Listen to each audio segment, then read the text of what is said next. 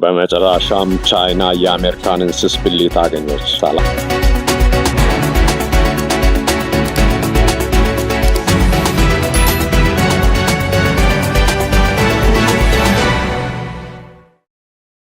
የኢትዮ 540 ሚዲያ ተከታታዮች እንደምናችሁ። የሀገር ውስጥና የውጭ አዳዲስና ትኩስ መረጃዎችን ለማግኘት ቻናላችንን ሰብስክራይብ፣ ሼር እና ላይክ በማድረግ ይጀምሩ። ትራምፕ በራሳቸው እጅ አንገታቸው ላይ ገመድ አስገቡ። ፕሬዝዳንት ዶናልድ ትራምፕ በቀሰቀሱት የንግድ ጦርነት ምክንያት ቻይና ስስ ብልቷን ይዛለች። ቻይና አሜሪካን ለድሮኖች፣ ለሚሳኤሎችና ቺፕሶችን ለመስራት የምትጠቀምባቸውን ቴረርስ ሜታልስ የተባሉትን ማዕድናት ከለከለች።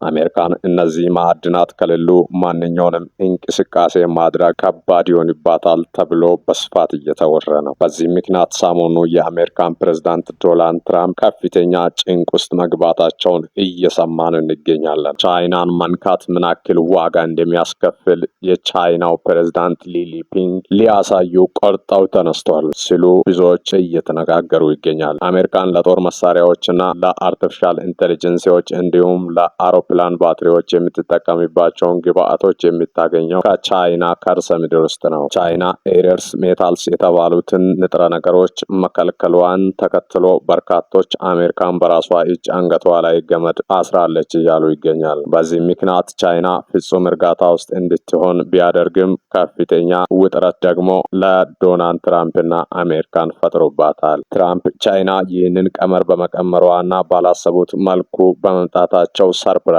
ሆነዋል። ቻይናውያን ፕሬዝዳንት ሊጂንፒንግ ባደረጉት ነገር እያሟገሱ ይገኛሉ። ከዚህም አስቀድሞ አሜሪካን ከቻይና ጋር ማደራደር ትፈልጋለችም ብለዋል። ይህ ቻይና የከለከለችው ሬርስ ሜታልስ የተባሉ ማዕድናት በዓለማችን በጥቂት ሀገራት ላይ ብቻ የሚገኝና ሆኖም በስፋት የሚገኘው በቻይና በመሆኑ ቻይናን የእነዚህ ማዕድናት ባለቤት ተብላ እንድትጠራም አድርጓታል። እነዚህ ሬርስ ሜታልስ የተባሉ ማዕድናት በጥቂት ሀገራት ውስጥ ቢገኙም ንጥረ ነገሮችን የሚገኙት ከሌሎች ማዕድናት ጋር ተቀላቅለው መሆኑ ሬርስ ሜታልስን አንጥሮ ለማውጣት ከፍተኛ የሰው ኃይልና ልምድ ያላት እንዲሁም ቴክኖሎጂ ያላት ቻይና ብቻ ናት። ቻይናን ሬርስ ሜታልስን በስፋት ማገኘትና ያላት ቴክኖሎጂ እንደ አለት እንድትታይ አድርጓታል። ይህንን አስከትሎ ቻይና ዶናልድ ትራምፕ በቀሰቀሱት የንግድ ጦርነት ሬርስ ሜታልስን እንደ ጦር መሳሪያ፣ እንደ ሚሳኤልና እንደ ድሮን እየተጠቀመች ትገኛለች። አሁን ባደጉት ሀገራት በድሮኖች፣ በሚሳኤሎች እንዲሁም በወታደሮች ሳይሆን ትሬድ ዋር የንግድ ጦርነት ውስጥ ናቸው።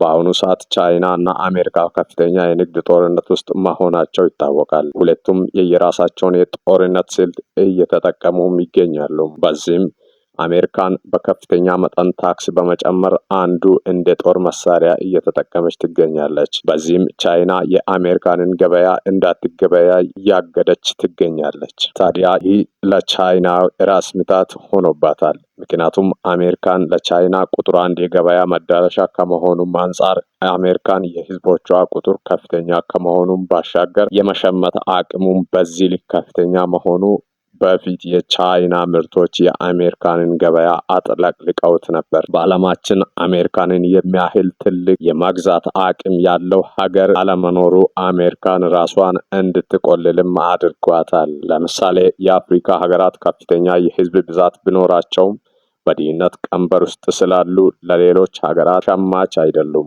እንደ ዴንማርክ እና ፊንላንድ፣ ስዊድን ያሉ የአውሮፓ ሀገራት የህዝባቸው የመሸመት አቅም ከፍተኛ ቢሆንም የህዝብ ቁጥራቸው ዝቅተኛ ሆኑ ወደዚህ ሀገራት ኤክስፖርት ብዙም ለቻይና አዋጪ አይደለም።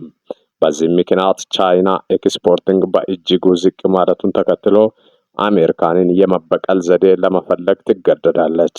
አሜሪካን በሬርስ ሜታልስ ምክንያት ቻይና ጥገኛ ናት። ይህንን ሬርስ ሜታልስ ቻይና መከልከሏን ተከትሎ ትራምፕ ያላሰቡት የመልስ ምት አገኝቷቸዋል። ይህም አሜሪካንን በእጅጉ ሊያንበረክክ ይችላል ተብሎ በስፋት እየተዘገበ ይገኛል። አሜሪካን የምትታወቅበትና ዓለምን የተቆጣጠረችው ምንም የቦይንግ አውሮፕላኖች ባትሪ ምርቶች በጃፓን ቢመረቱም እነዚህ የሬርስ ሜታል ከቻይና ገዝታ ታቀርበው አሜሪካ ናት። ኤረርስ ሜታልስ ከብረታ ብረቶች ጋር ሲደባለቁ ለብረቶች ልዩ ጥንካሬዎች ያላብሳሉ። በመሆኑም ከፍተኛ የጭነት ተሽከርካሪዎች እና መርከቦች እንዲሁም ማንኛውም የኮንስትራክሽን እቃዎች በስፋት በኤረርስ ሜታልስ ነው የሚሰሩ። አሁን የሚገኘው የቴክኖሎጂ ውጤቶች የሆኑት ፍላት ስክሪኖች ያላቸው ላፕቶፖች፣ ቲቪዎች እና ስልኮች የኤረርስ ሜታልስ ውጤቶች ናቸው። ጨረሮች በፍላት ስክሪኖች ውስጥ እንዲፈጠሩ የማድረጉን ስራ በእጅጉ እንደተወጣ በዘርፉ የተሰማሩ ተመራማሪዎች ተናግረዋል። ከዚህ አንጻር ኤረርስ ሜታልስ የቴክኖሎጂ የጀርባ አጥንት ነው ማለት ነገሩን ያቀለዋል። በመጨረሻም አሜሪካን ከፍተኛ ታክስ በመጣል ቻይናን ኢኮኖሚ አንበረክካለሁ ብለህ ብታስብም ቻይናውያን ደግሞ ኤረርስ ሜታልስን አልክም ምን ታመጣላችሁ ብላ ቁርጧን ነግራለች። ይህንን ጦርነት ቻይና በበላይነት የምታሸንፍበት መንገድ ኤረርስ ሜታልስን መከልከሏ ሆኖ ተገኝቷል። ስለተከታተላችሁ እጅግ አድርገን እናመሰግናለን። ይህንን ቻናል ሰብስክራይብ እና ላይክ፣ ሼር ማድረግ እንዳትረሱ። መልካም ጊዜ።